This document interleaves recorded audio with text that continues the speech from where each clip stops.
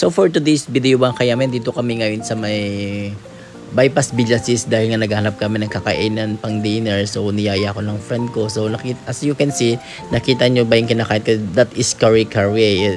Sa halagang 100 pesos guys, mabubusog na kayo, talagang mabigat siya sa chan. And then sobrang sarap ng kare-kare. Actually, kung nakakilala nyo ako sa TikTok, talagang ano ako sa pagluluto, yung mga luto-luto ang content ko. So, natry ko na rin nagluto ng kare-kare guys. Alam mo yung kare-kare lang dito guys, masarap talaga, legit. So, ang pagkakalam ko guys, yung ang may-ari nung itong kinainan namin dito sa may bypass is dating may resto.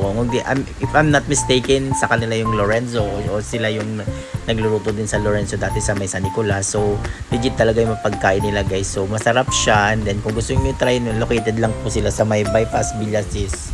Ayan, so nakita nyo na may intro ko, andun yung tarp nila. So kung gusto nyo try yung iba-ibang klaseng pagkain nila,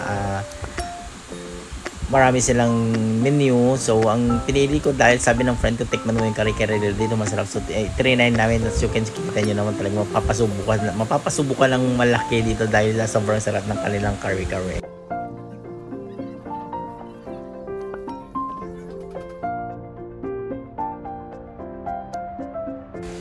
As you can see mga kayame, ito yung ganito siya karami. Kita nyo naman ang dami. Ang dami talagang toppings, and then yung sauce nung kare-kare na talagang legit na masarap. Ayan, kikita nyo naman isang bowl na bali.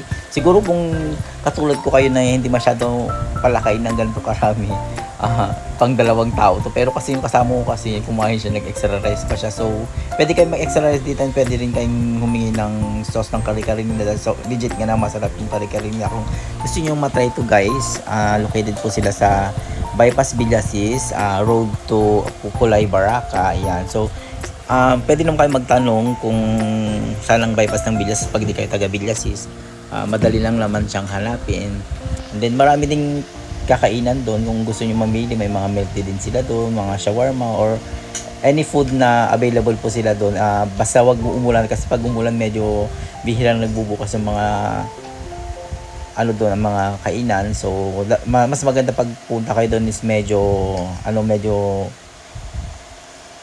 hapon na hindi siya umuulan. So yun lang guys, thank you for watching.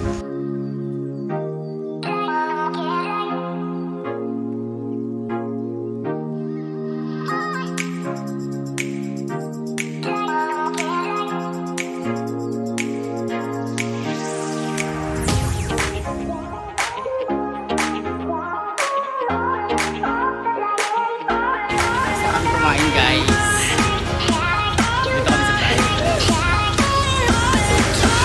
Going to, ay, ibang